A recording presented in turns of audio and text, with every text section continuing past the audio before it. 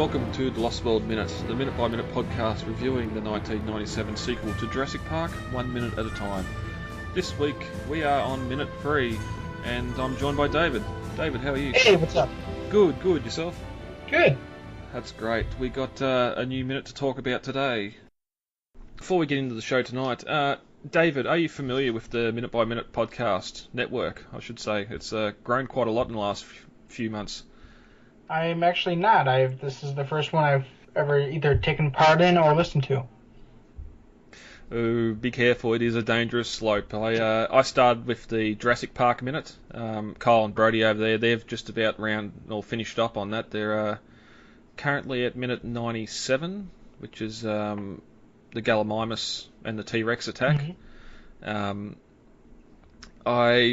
Watching them, and they started getting on to some others. Of course, there's the Granddaddies, Pete and the guys over at the Star Wars Minute. They started the whole thing a little while ago. Harry Potter Minute, Lord of the Rings Minute. Yeah, Lord of the Rings Minute. Those guys are doing the full extended movies, so 3 plus hours per movie. So that's 300 episodes at least per movie, or 300 minutes.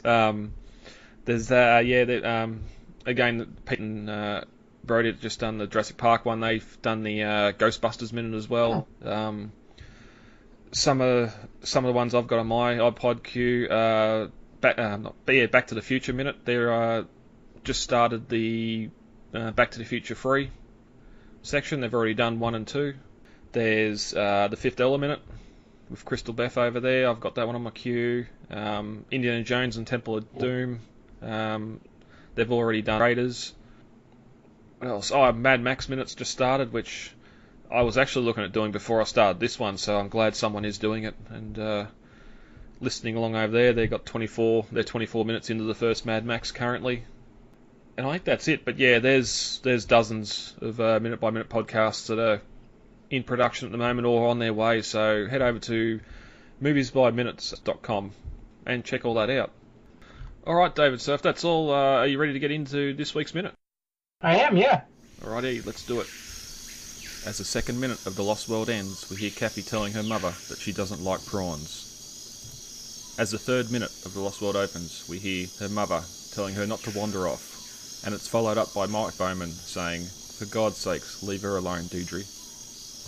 At 2 minutes and 7 seconds, Kathy tells her mother to stop being so annoying, and begins to wander off down the beach. At 2 minutes and 15 seconds, Deirdre Bowman wanders back over to her husband and asks him, "What about snakes?" He replies with, "There aren't any snakes on the beach, and just let her enjoy herself for once." At 2 minutes and 25 seconds, Deirdre Bowman then wanders over to a table with an empty wine glass and calls out for her butler. At 2 minutes and 28 seconds, we cut to further down the beach as Kathy hums and skips along the sand. At 2 minutes and 45 seconds, she leaves the beach behind and wanders inland to where the jungle meets the sand. At 2 minutes and 50 seconds, we hear an animal noise in the underbrush. At 2 minutes and 56 seconds, a small animal appears and hoots at Kathy. And at 2 minutes and 59 seconds, Kathy says, "Well, hello there," to the small creature. And this ends minute 3 of The Lost World. As this minute ends, we get our first look at the Compys, the Compsognathus, which is later miscategorised as Burke on the InGen team as a Procompsognathus. A small little dinosaur biped from about 150 million years ago in the late Jurassic, found by Wagner in 1859. I suppose I'll put this information here in this episode because next episode we're going to talk more about the rod puppets and the animatronics used for the creatures. Horner conceived Burke to be a kind of a spoof of Backer. He wanted a character in there, a paleontologist character in there, that would be kind of like an idiot in a way, so he could make fun of Backer. Because, as everybody knows, Horner and Backer don't like each other that much. So, a rivalry there. Yeah, so Burke looks a little bit like Backer. He's got the beard, he's got the hat, he's got the jean coat and the flannels. But Horner wanted Horner just made the character a bit of an idiot, so he misidentifies the Comstock Mathis. That's really interesting. I suppose we'll get to that a little bit later on in that minute. But here talking about the Compys, it's interesting that they'll sort of put that information in the film and have people believe it. I certainly believed it. Oh no, I quoted that for years. Yeah, yep. And I suppose they did spare some expense when they were getting their experts, which makes you wonder about Grant and Ellie and all those that went to see the first park, but I suppose they weren't out of money at that point of time. No, ironically, Crichton envisioned Grant as looking more like Burke. I'm sorry, Backer. I keep messing the two up. That's all right. In the movie, Spielberg modeled them off Horner. Yep. So I always thought that was kind of funny. And in the book, Grant has the beard. He's got all the Backer style ideas. But then you got the movie, and Horner was head paleontologist advisor, and Spielberg modeled Grant to look more like him. Originally going to be played by Harrison Ford, which would have been interesting. Yeah. I suppose just to date this podcast a little bit, with the late passing of Bill Paxton, James Cameron was in early talks to direct Jurassic Park. Yeah, he was. And I just wonder if Bill Paxton and maybe some of the other regulars would have got a spot. Yeah, that would have been interesting. Yeah, I reckon. It would be. Yeah, I don't know if he'd be a Grant character. I reckon he'd be more like a Dodgson character, like a side. Because that's sort of what he does in a lot of the James Cameron films. He's not really there for a lot of it. Maybe more of a Gennaro character, perhaps? Yeah. I always would have pegged Paxton as more of Thorne, the guy that builds the Challenger trailers in the novel for The Lost World. Yep. So that's who I always would have cast as Thorne, was Paxton. No, that's a great little I don't know what to call that.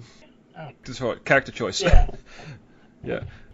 I wonder if Vasquez would have been Ellie. Oh yeah, maybe. Vasquez, that would have been probably where I would have lost it. Yeah, anything else you want to add about the Compys, David?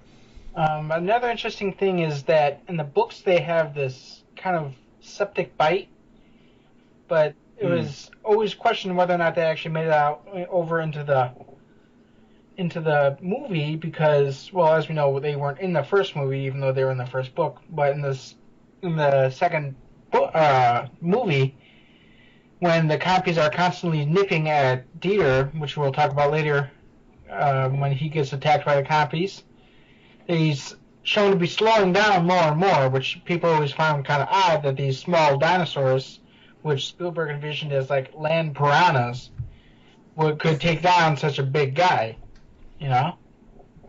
Well, I suppose it's the age-old thing of strength in numbers. But when I seen that scene, we will get to it later. I definitely thought they were pulling back that the serotonin bite that the Compys had. Because, spoiler alerts, they do have a bigger part in Jurassic Park, the novel, and one of the major actors does die, or major characters does die because of it, so it was good to see it finally on film in The Lost World. Spoiler warnings is a funny one. You used to say for the Jurassic Park novel, yes, it came out 25 years ago, spoilers, you should have read it by now, but now that there's new content coming out, like new movies, you're going to have a lot more people go back and watch original fiction or original parts of the franchise. So I find it interesting. Same with like you get new Star Wars every second year now or every year now. You still get people. I suppose the classic Darth Vader one, being Luke's father, is one that everyone should know. But you do get new generations come through and get into these franchises, and it's a spoily world out there. Hey, wait. Darth Vader is Luke's father?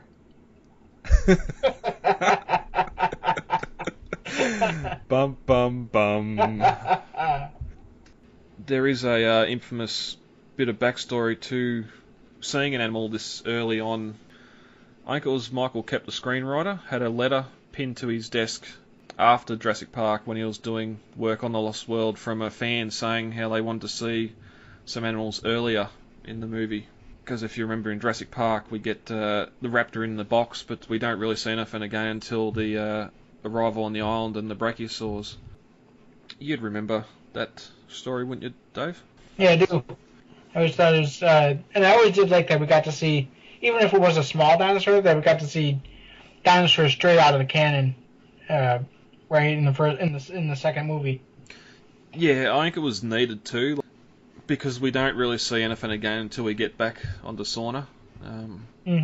If it had gone 20, 30 minutes without seeing a dinosaur, the franchise is sort of set up at this point where we have an establishing incident to start off the movie, and I don't mind this one as being Compys on the beach. I suppose we get a little bit more of the nagging parents and the mother trying to tell the daughter what to do, but Kathy wanders off down the beach and comes across a shaking bush or some foliage.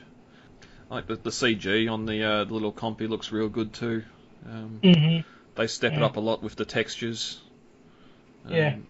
Recently, the Facebook page Behind the Gates noticed that, and I noticed this a few years back actually, but nobody believed me at the time, that there's sexual dimorphism in the Compys. That is, the males look different from the females. The males are the brighter, more vibrant green ones, whereas the females are the more duller, almost brownish ones. Yep.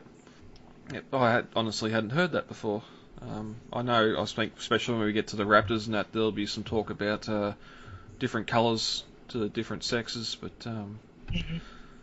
it is something that comes in, especially with the Lost World, because they are breeding naturally. The sort of the colours and creature designs change a little bit from Jurassic Park, where, as far as we know, they were all female. Also, I suppose we could talk here, Chronicle Collectibles have the one-to-one Compy.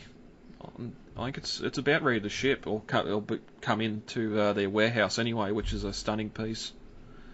Yeah, it is. I've seen it. It's really good. It is something I'd love to have on my shelf, but I don't know where I'll put it. And how could you stop at one? Oh yeah, really.